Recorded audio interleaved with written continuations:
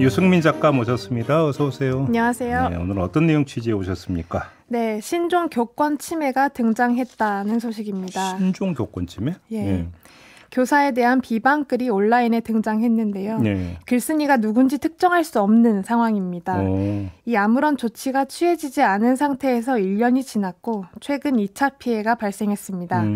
그런데 현실적으로 교사를 보호할 수 있는 방법이 없습니다. 그래요? 네, 왜냐하면 교권 침해로 인정을 받아야 조치를 취할 수 있는 건데요. 네. 기준이 모호합니다. 여기서 법적 근거는 교원지휘법이 되는데요. 예. 그래서 오늘은 교원지휘법의 허점에 대해서 알아봤습니다. 일단 어떤 사례인데요?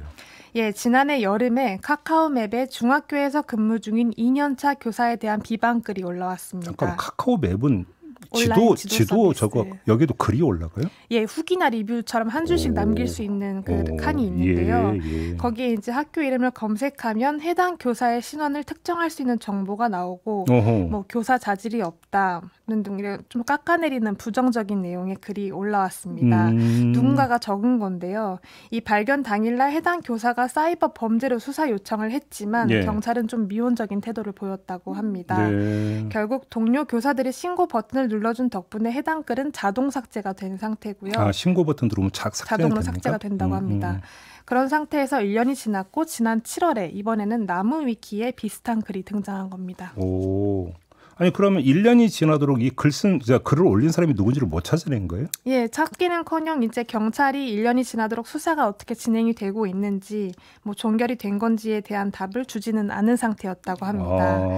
그런데 최근에 해당 교사가 국민청원을 올렸고 그제야 이제 연락을 해왔는데 네. 카카오맵은 게시글이 사라져서 수사를 못한다. 예. 나무 위키는 해외 사이트이기 때문에 IP 추적이 불가능하다라는 답변을 해왔다고 합니다. 제대로 수사를 요청하려면 교사가 스스로 가해자를 특정할 수 있는 자료를 다 모아서 고소장을 정식으로 접수하는 방법밖에는 없다고 합니다. 아니 그걸 어떻게 알아요? 누군지를 모르는 건데. 그렇죠. 특정할 수가 없는 상태이니까 굉장히 모호한 거고요. 학교는 교육청에서는 어떻게 했어요? 학교에서는 그 교육청이 운영하는 상담센터를 연결을 해줬는데 네. 그게 전부였고요. 교육청에서는 그 5번의 심리 상담을 제공한 게 전부였다고 합니다. 근데 일단 지금 당장 급한 것은 이 글을 올린 사람을 찾아서 뭘 어떻게 조치하는 건데 법률 지원은 없었던 거예요, 그러니까? 그 법률 지원이나 뭐 행정 자문을 구할 수 없었다는 게 이 대목에서 이제 교원지휘법의 허점이 드러나는 건데요. 네.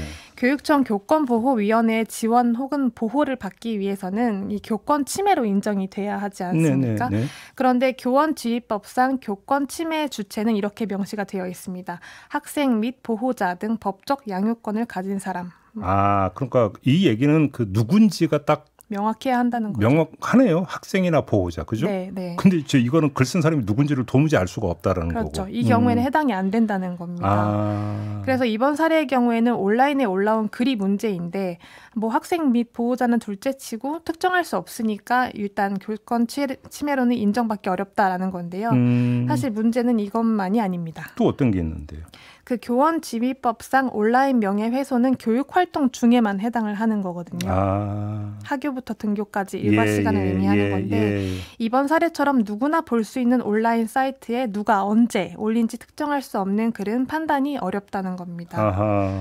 상황이 이렇다 보니 교육청이 나서기에도 좀 애매한 상태이고 경찰도 소극적으로 대응할 수밖에 없고 네. 피해 교사가 억울함을 호소하거나 지원을 요청하기에도 힘든 상황인 건데요. 결국 그 피해 교사 혼자 알아서 자료를 수집하고 가해자 추적을 해야 하는데 쉽지 않은 상황입니다. 이건 거의 불가능하다고 봐야 되는 거죠. 네, 아무것도 교사는 할 수가 없는 상황인 거고요. 관련 내용에서 그 경기교사노조의 김현석 교권국장 이야기를 좀 들어봤습니다. 학부모들도 있고 경찰관, 법조인들도 있지만 사실상 경찰관들이나 법조인들이 사실상 학교 현장에 대한 특수성을 전혀 모르거든요. 사실상 교사들이 체감적으로 이거를 내가 보호받고 있다는 생각을 전혀 못 하시거든요. 이번 상황만 봐도 스스로가 혼자서 경찰에 나서서 신고하고 자료 모아야 되고. 그러니까 예를 들어서 학교 안에서 선생님을 향해서 뭐 한 거라고 한다면 교권 침해로 그 분류가 될 수 있지만 온라인 공간에서 익명으로 선생님을 깎아내리거나 근거 없이 깎아내리거나 욕을 하거나 이래버리면 방법이 없다는 얘기가 돼버리네요. 한마디로 정리를 하면. 그런 얘기가 되는 거네요. 그래서 그렇습니다. 아까 신종 교권 침해다 이런 말씀을 하신 거예요. 그러면 이번 사례 같은 경우 그냥 그 상태로 머물러 있는 거예요, 계속? 네, 현재까지 나무위키에는 해당 글이 삭제가 되지 않는 상태로 지속되고 있고요. 네.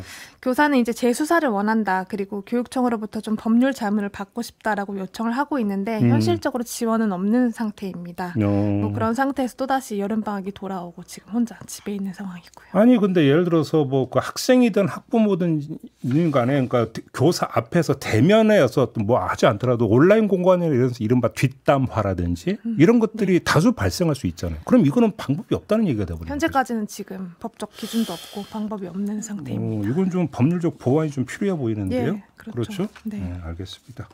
자, 오늘 6분 집중은 바로 교원주의법 여기 한번 집중해 봤습니다. 수고하셨어요. 네, 감사합니다. 네, 유승민 작가와